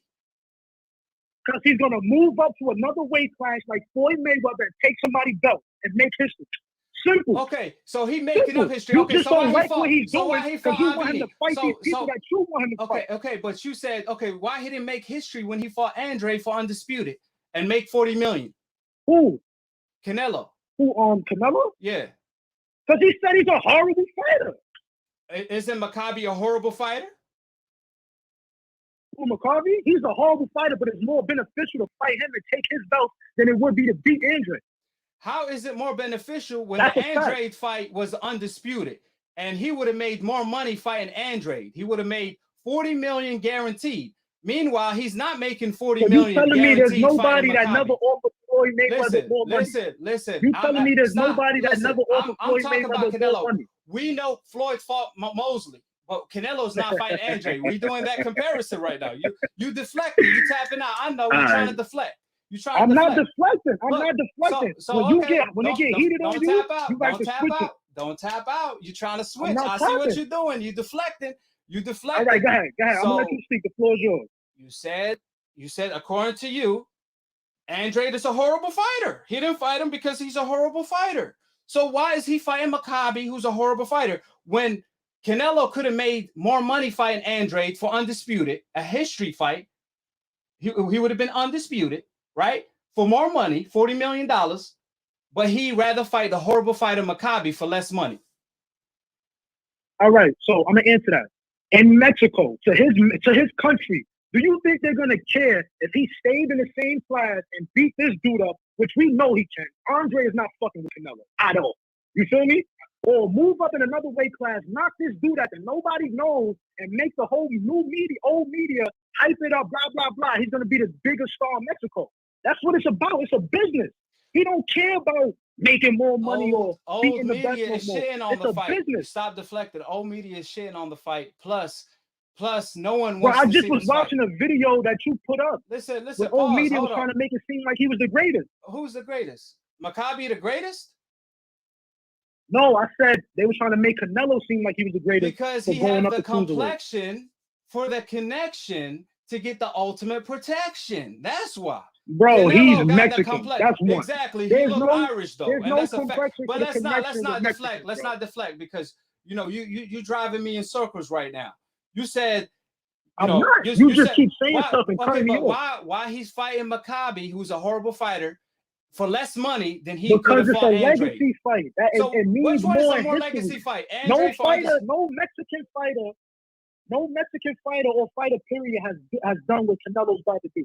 Period. So it's more. So you saying saying Andre, the Mukabi fight is more of a legacy Bro, you fight. keep going off of your You personal said, life. hold You keep on. going No, off of I'm who asking you you. personally want to I'm see the asking man you. I'm fight. going by your logic. I'm going by your logic. You saying the Mukabi fight is more of a legacy fight than Andre for Yes, Canelo. in his aspect, yes. And it makes sense. You got to look at it from where he's looking at it from. You being unambiguous. You looking at it from your point of view and how you want to see it. Take him out of here. I'm on the phone, please. So, I'm on the phone. but you said he gonna do what Floyd Mayweather did. Floyd Mayweather, he fought Andre. I mean, he fought the Andre of his time. He fought Sugar Shane Mosley, who was a pound for pound when fighter. he won it, bro. When he fought Sugar Shane was washed up. Okay, you when said he fought Ricky Hatton, nobody knew who the fuck Ricky Hatton was. Ricky Hatton was a pound for pound Dad fighter. was already in Brooklyn getting beat up with Tyson. You spreading out lies. Ricky Hatton was a pound for pound fighter. He was undefeated. Sugar Shane Mosley just knocked that's out. all my life. Nobody in New York City stop cutting me off. who Stop Ricky cutting Hatton me was. off. Stop cutting me off. You don't know shit about Come on, boxing. man. You ain't gonna tell me what people think. Sugar Shane Can you Mosley. box? Sugar Shane Mosley was a pound for pound fighter when Floyd Mayweather fought him. He knocked out Margarito. But he was washed up. He knocked out He was Margarito. washed up. He knocked out Margarito. He was washed The up. fight prior to that. Ricky Hatton was a cheater. Ricky Hatton was, stop cutting me off because I'm gonna have to mute you if you keep cutting me off. If you keep cutting me off like that, because I know what you're doing, you keep deflecting. So Margarito, when Sugar Shane knocked him out, he was stopping everybody. Sugar Shane Mosley was a pound for pound fighter when Floyd Mayweather fought him. Ricky Hatton was a pound for pound fighter when Floyd Mayweather fought him. He was undefeated. He had like 44 fights when he was undefeated, right? So Floyd Mayweather fought Sugar Shane Mosley. But you said Canelo, he fought him at his time. We know that's bullshit because Floyd Mayweather was the boogeyman and Mosley didn't want to fight him then. So that's a lie. So at the end of the day, Canelo said he will never fight Andre. Canelo said he will never fight Andre. He said, I will never fight him. He's a horrible fighter. So he's not doing what Floyd Mayweather did. All right, can I say something though? No, you can't say anything. No, you can't say anything because I'm telling you, I'm pointing out a contradiction on your end. You're not pointing out nothing. A contradiction. You're speaking out your personal feelings, and then you want to mute me when I'm trying to talk. Everything that I said is a fact. You said fact. Can you box? Everything. Yes, I can. And I know you don't know shit about boxing, and you never boxed a day in your life. Me and you box. Look, listen, stop trolling. Stop trolling. I will whip your ass just like I'm whipping your ass right now in debating. I'm whipping your ass right now in debating. Don't deflect. Don't deflect. Don't deflect. Don't deflect. You try to mute them. When people start talking, you try to mute them. So you tapping out. So you tapping out. I'm not. You just told me I couldn't speak. You're tapping out because you contradicting yourself. I said, you said Canelo. You said Floyd Mayweather. You said no. According to your own logic, Floyd Mayweather fought Sugar Shane Mosley at his own time. Well, Canelo said he will never fight Andre. Bro, there's a video with the pound for pound list when he fought Ricky Hatton Mayweather, and Ricky Hatton wasn't on that list. What are you talking about? Nobody knew who that man was. Man, Ricky Hatton was undefeated. He was filling out stadiums. Canelo just beat Caleb Plant. He was undefeated. He beat Billy Joe Saunders. He was undefeated. So listen, you trolling now, bro. I can't be talking to a troll. So Ricky Hatton wasn't filling out stadiums. So Ricky Hatton wasn't filling out stadiums in the UK. In America? 80 million. I mean, excuse me, 80,000 stadiums. 80,000 stadiums in the UK. In America. He came out and sold out in the UK. This is not the fucking UK. This is not the UK, nigga. This is America. Well, why Canelo fighting Maccabi? This is not Africa. This is the United States. He's from Africa. He's a black fighter. Why he fighting Maccabi? Why he fighting Maccabi? Because he's black. You want him to fight black fighter. He's a black fighter. Oh, he fighting black fighters that got knocked out twice already? He fighting Avini, who already got knocked out already, who's coming off a loss. Why? Bro, who was Ricky Hatton? Who's Avini? I'm gonna be honest. I don't know who the fuck is none of those fighters this nigga just fought. I'm not gonna lie, bro. Oh, but you can't be saying that he's cherry picking when your favorite fighter was cherry picking. You gotta go. You gotta go. Go to sleep. Go to sleep. He said he don't know any of the fighters that Canelo just fought. And Ricky Hatton is a nobody. Nobody know him. Oh, my God. Man, this decaf just... I lost brain cells talking to him for real. I don't know what the hell he talking about. Man. My man said, this dude don't know nothing about boxing. You need to keep reading your magazines. Real shit, man. This man don't know shit about boxing. This is... my man said, this dude is most definitely a Canelo fan, not a fan of boxing. To say he doesn't know Andre is pure foolishness, in the words of Roger Mayweather. He don't know shit about boxing. Yeah, mute this clown. He had to go, man. When he said that he don't know anybody Canelo fought, I mean, I already knew he was trolling, but I'm trying to talk to a damn troll. I'm trying to like, with his own logic, I'm trying to expose him. I'm not even, you know what I'm saying? Like, he's so easy. He's easy work, like Floyd Mayweather said. I'm trying to expose him with his own logic. But this dude, he keep trolling. He kept trolling. Let me get my man up here. Hey, Southpaw, what is going on, my brother? Talk to me. Hello? Hey, you hear me? Yes, sir, man. I'm sorry, man. I had to put you on hold for a little bit. I thought I had somebody, you know, these Canelo fans, obviously, it's hard to get them on the show. Finally, I got one. And, man, wasn't I talking to a decaf? You know what? He showed he is the perfect example of what a Canelo fan is. He don't know shit about boxing. I would smack him with the open hand. Hey, Southpaw, he wanted to challenge me to a fight. Now, we already know your resume, Southpaw. He can't fight. Listen. Hey, when he was in jail, he was in PC. When he was in jail, because he couldn't be in general population because he'll get smacked with an open hand. I could tell he's a Canelo fan. I could tell he can't fight. I could tell the only fighter he knows is Canelo. Canelo fans ain't fans of boxing. They're fans of Canelo. Yes, sir. And just he said he want to box me, right? I'm talking boxing. I'm smacking him up in boxing talk, in debating. He want to get emotional and say he want to box me, right? I know this man never boxed a day in his life, right? I just don't have the time. Never boxed a day in his life, bro. Hey, he a waste of my time, right? He's the type that if you smack him in the face, he's the type that if you smack him in his fucking face, he would run for his life and call the police on you, Waki. He's not worth it. All Canelo fans can't fight. For sure, if y'all check my page, I'll show you what I do to Canelo fans. Take 100 Canelo fans and take 100 boxing fans. Lock them in a room and see who walks out. Canelo fans don't stand a chance.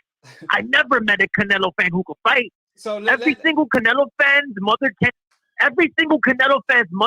speak English. Every single Canelo fan's mother mows fucking lawns. I would smack any Canelo fan on site. I'm at ABC Gym Boxing in Chicago. Southpaw, let's set it up. Look, I'm gonna tell this guy to give me his Instagram, right? So I'm gonna have you hit him up, because just to show the world how you gonna punk him.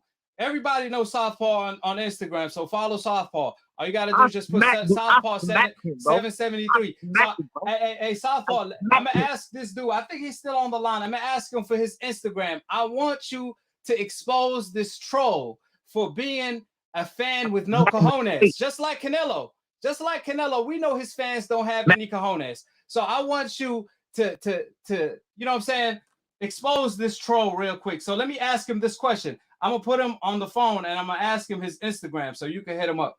So, hey, 347. What is your Instagram? You're on air. What is your Instagram? I want Southpaw to hit you up. What is your Instagram? Assalamu alaikum once again. I don't have social media. Shut your bitch ass up. My email. You don't have social media. You can email me or here's my number. Take my number. Take my number. I give him your number. I got your number. I'm gonna give it to Southpaw. I'll put it in your mama's face. I'm gonna give it to Southpaw. Okay, I'm gonna give it to Southpaw. That's all. Hey, Southpaw. It's okay. Hey, listen. I'm gonna send you his number, Southpaw, and I'm gonna have you talk to him, and we'll see where that goes. All right. So I'm gonna hit you up on Instagram. Okay. I'm gonna DM So you his number he because excited we to already fuck know. for you. Hey, listen. Who in this day and age don't have Instagram? Who in this day and age don't have social media? We know that's a cap. But just to not waste our time on a troll, let's go ahead because I want to get your thoughts on this. So Canelo Alvarez is obviously fighting Maccabi. As soon as Benavidez becomes his mandatory, now Canelo is moving up to cruiserweight at 190, a new weight limit. So Canelo can make up history. Is an illusion, like Timothy Bradley said. What's your take on that? My take is this. There's other YouTube pages like Mooney Brown TV, IFBP Boxing. They're pussy. They talk shit about me and Dante. I've heard them. My take on that is we got these clown people. We got these clown channels saying Canelo is chasing greatness. Canelo only looks for weak champions. And his fans, 99% of Canelo fans never threw a punch in their life. They don't know boxing. They're not fans of boxing. They're fans of Canelo. All they're going to see is Canelo moving up to a higher weight class. They don't know that dude's a bum. I know he's a bum. You know he's a bum. Sean Porter, Kenny Porter, several other boxers never heard of this guy. They never heard of him. And if you say you heard of him, you're lying. I never heard of him till Canelo announced his name.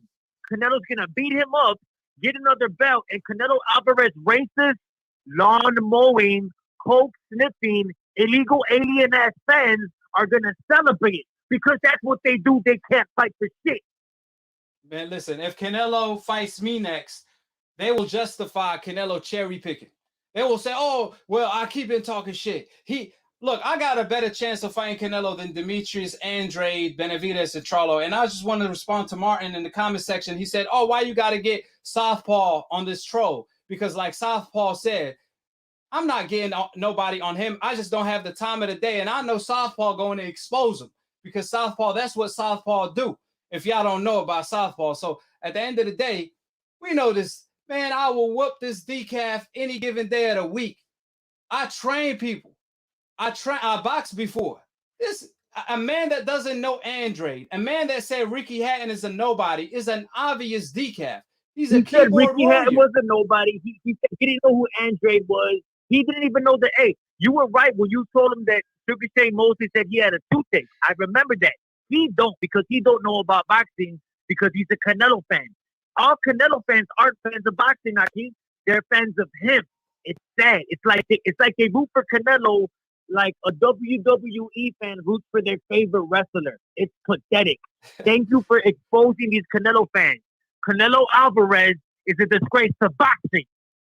Yes, sir. And I want to get your take on your prediction this weekend because Sean Porter is a real fighter. Sean Porter has the deepest resume in boxing, beat the likes of Usyk in the amateurs and Danny Garcia in the pros, fought Keith Thurman, Errol Spence, had all these classic wars. So how do you see the fight playing out between Terence Crawford, who is boxing pound for pound #1, and Sean Porter? Terence Crawford is pound for pound #1, not Canelo Alvarez, because Terence Crawford moves up. To me, pound for pound means when you move up to different weight classes and you fight the best. Not guys like Rocky Fielding, Abdul Durham, and Akambu. I call him Hakuna Matata because I never heard of that guy. Honestly, yeah, I never seen Sean Porter deal with a guy who fights like Sean. I mean, I'm sorry, I never seen Terence Crawford fight a guy who's in your chest like Sean Porter is. Sean Porter is a pressure fighter. And a lot of people are going to say Jeff Horn. Jeff Horn is not no damn Sean Porter. Sean Porter is in your chest 24/7, every second of every round. Every single person Terence Crawford fought, he kept him at his distance. He switched his stances, which is amazing. Canelo can't switch stances, but Terence Crawford can. Canelo Alvarez is a disgrace of boxing. I think this is going to be Sean Porter's biggest test, in my personal opinion. I mean, I'm sorry, Terence Crawford's biggest test. I never seen nobody just beat up Sean Porter. I never seen Sean Porter in a boring fight. Sean Porter, he's a bull. He comes to fight. He comes to bring pressure. He's not going to dance with you. Terence Crawford's more of an outside dancing, set you up technical type of fighter. God bless him. Best pound for pound in the sport. I think this is going to be a better fight than people think. Canelo Alvarez is a disgrace to boxing, and Canelo Alvarez fans' mothers can't speak English. Listen, at the end of the day, or at least the night, when it comes to Terence Crawford, I agree with you, Southpaw. This is going to be his toughest fight. On paper, it should be, but Terence has the ability to make tough tasks look easy.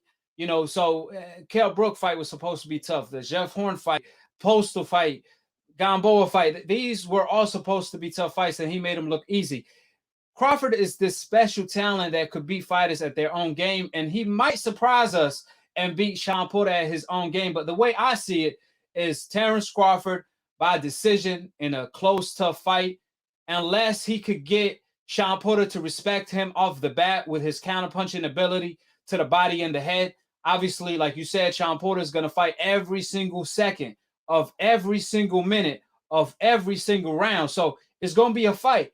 But when you have, you know, bazookas coming back your way as counterpunches, as punches, counterpunching by Terence Crawford, that's going to make any person gun shy. So if Terence is able to make Sean Porter gun shy, then he's going to cruise to a unanimous decision. If Sean Porter is looking to survive, you know what? If Sean Porter comes to fight and he gets caught with these accurate, precise counters by Terence Crawford, then Terence could possibly stop him and be the first one to do it.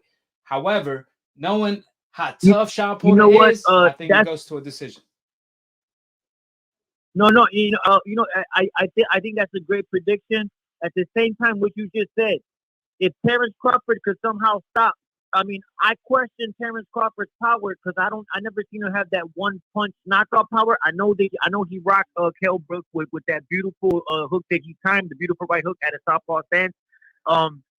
Errol Spence dropped Sean Porter. We know Errol got power. He's not a one punch knockout type of guy, but he did get Chris Algieri with one good punch.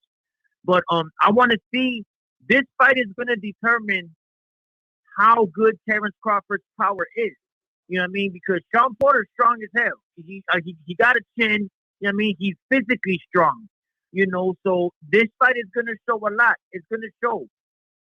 Does Terence Crawford have that type of power? Is he more just skill, or does he have power when he needs to have it? You know, and man, this is going to be a better fight than people think. It's going to be a way better fight than Canelo Alvarez versus Rocky Fielding, Caleb Smith, Billy Joe Saunders, Caleb Plant, and Hakuna Matata. This fight's going to be the fight of the year, in my opinion. Canelo Alvarez fans can't fight AKHi. You know, if you look at my YouTube channel, there's a video of me beating up a Canelo fan. You want to know what he did, AKHi? He ran home bleeding. And I took his phone, and he just kept running, bleeding. I make Canelo fans bleed. Bleed. Man. Hey, that's what Southpaw do to you Canelo fans. He hurting your emotions with the factual information. And let me say this, you know, as far as Terence Crawford power, one thing I would say about Terence Crawford power is that he stopped the last 8 fighters he fought with knockout. So all of his fights as well at welterweight, they all have been knockout. So I truly believe his power is there. The only thing is, can he get the power to the target? That's what he's known for, is making adjustments and delivering the power to the target. The only thing is very difficult to do it against an iron chin fighter like Sean Porter, who could box, who could bang, and who could fight like Mike, and who could make it ugly at the same damn time. Like, the thing about Sean Porter that's so unique, he's not just going to fight you in the inside. He's going to muscle you. He's going to push you. He's going to bully you. It's gonna be ugly. He gonna make it ugly. He gonna make you uncomfortable. Sean Porter said, if you comfortable, I'm uncomfortable. But if you uncomfortable, then I'm comfortable. So my goal is to make you uncomfortable so I could be comfortable. So what I'm saying is, the way I see the fight playing out is, if Terence Crawford could be comfortable, he could easily make this fight. He could easily cruise to a unanimous decision. But if Sean Porter pushes the pace, I believe Terence Crawford is going to push harder. I believe Terence Crawford, the way he handled Jeff Horn, he's going to be able to handle Sean Porter rough house tactics and win the fight. So I can't wait. This is the fight of the year. So you know what? Hey, you know what? You absolutely right. You absolutely right, bro. And Mr. The guy that was on before you, or the clown who never threw a punch a day in his life, I'll smack him with the open hand, like real talk, like in front of his mother and his mama get it too. The only way to eliminate a creative boxer like Terence Crawford, you eliminate that awkwardness by going right to it. Sean Porter got the perfect recipe to eliminate Terence Crawford's awkwardness, to eliminate his creativity. Because in order for a guy to set something up the way Terence Crawford does, he needs space. He needs to create by keeping you at the distance. If a guy is right in your chest, you cannot create. A lot of I box. I just went 7 rounds today. A lot of y'all don't box. A lot of y'all right now. I'm speaking a foreign language to y'all. Y'all don't know what I'm talking about. But this ain't for y'all. This is for people who actually box and know boxing. In order to beat an awkward guy, you eliminate the awkwardness by stepping right to him. Sean Porter is going to be right in Terence Crawford's chest. I want to see how Terence Crawford reacts. You know what I mean? I want to see his power. I want to see, can he bang on the inside the way Sean Porter can bang on the inside? I think this is going to be fight of the year. They got the recipe to be fight of the year. Canelo Alvarez is a disgrace to boxing. I beat up every single Canelo fan. I swear to God. And after I beat them up, they went to go home and bleed and go cut some more fucking grass. Hey, Southpaw, just to make it, what's your thoughts on, obviously Crawford, Sean Porter was his mandatory, and we seen what happened. Sean Porter, you didn't see Crawford vacate his belt just because he had a deadly mandatory. In fact, he accepted the challenge. Meanwhile, Canelo against Benavidez, you see what he's doing. And against Charlo, he vacated the title to avoid a dangerous mandatory. But against Avni Yildirim, he didn't do that. What's your thoughts on that comparison? Does that separate the real from the fake, the real champions from the fake champions? I thought you would never ask that question. Canelo, we've all seen this movie before. When Canelo robbed Triple G in the second fight, the person who became his mandatory was Jamal Charlo. That green WBC belt that he stole from Triple G, he ended up handing it right to Jamal Charlo. Because we already know Canelo Alvarez don't fight undefeated black fighters, because the last time Canelo fought an undefeated black fighter, he lost to him. His name was the greatest fighter ever, Floyd Mayweather Jr. So Canelo does this again. And all the Canelo racist, lawn mowing, coke sniffing, illegal alien ass fans are going to say, well, Avni Yildirim was his mandatory, Holmes. Yeah, they're okay with him fighting Avni Yildirim because there's no risk. But as soon as he gets a dangerous mandatory, like David Benavidez, I think Benavidez stops Canelo. That's my personal opinion. They want to say he's chasing greatness. He's not chasing greatness. He's not chasing greatness at all. He's chasing bitchness. You know what I'm saying? That's what Canelo does. Hey, matter of fact, you know what? I'm working on a video right now. It's going to be out later tonight. It's called Eras in Boxing. Why this is the worst era in boxing. The Canelo era is the absolute worst in boxing because it's at a time where social media runs the world. Social media ruined the world, and it also ruined boxing. Because in the social media era of boxing, we have what you call dick riders. You know, the only good thing and bad thing about social media is whether you're a boxer, whether you're a gangster, whether you're a lame, you could find your tribe on social media. So if there's a bunch of Canelo Alvarez dick riders in the world on social media, they could find each other and they can all click up and go to these corny channels and they could all jerk Canelo off on that channel. And then there's people who like the truth. The people who like the truth come to you. They come to me. They come to Dante. A lot of Canelo fans, they're allergic to the truth. I swear to God, they run for the border from the truth. So my next video is going to be on, this is the absolute worst era in boxing, the Canelo era, the social media era, the era of the Canelo fan, the ones I make bleed. And in my video, I'm going to show me making that Canelo fan bleed. The reason why is because Canelo created a duck print. This man literally created a duck print. of how to duck the best competition and claim you the best. But you can't be the fastest man in the world if you're not willing to race everyone to prove it. If you only want to select the B and C level European and African fighters that already got knocked out before in order to prove you the fastest or the strongest or the best fighter in the world, then you're not. You're only the best against the Europeans, the B and C level, not the elite Black American fighters and the Mexican undefeated fighters as well, the likes of Benavidez. That being said, my studio already, died on me. My camera died on me. So, I appreciate you. Subscribe to Southpaw. Follow him on Instagram. Let me say one more thing. To his one more channel. thing. Yeah, go ahead. One more thing. To all you Canelo fans who say, who has Benavidez fought? You never say that. You never say who has Rocky Fielding fought. You never say who has Anthony O'Dearn fought. You never say who has Caleb Smith fought. You never say that. But whenever Canelo Alvarez, whenever we want to see him, whenever we want to see him fight a threat, right away Canelo Alvarez lawn mowing fans say, who has that guy fought? Canelo Alvarez is a disgrace to boxing, and Canelo fans are a disgrace to life. And at the end of the day, Canelo fans are emotionally attached, and they talk nonsense. They talk in circles. They make no sense at all. And even their own logic makes no sense, like you just pointed out. Because why? They emotionally attached, and they allow their emotion to block their vision from seeing the truth. They don't want to hear the truth because it hurts their emotional feelings. But over here, that's all you're gonna get. It hurts their vagina. Man, Southpaw, you crazy. Hey, listen. Hey, man, listen, man. Hey, I'm gonna send you the dude number. You holler at him and see what he's about. And at the end of the day, subscribe to Southpaw Instagram, YouTube. As a funny guy, man. He be killing you guys with the truth. I know the truth. Southpaw 773 TV on YouTube.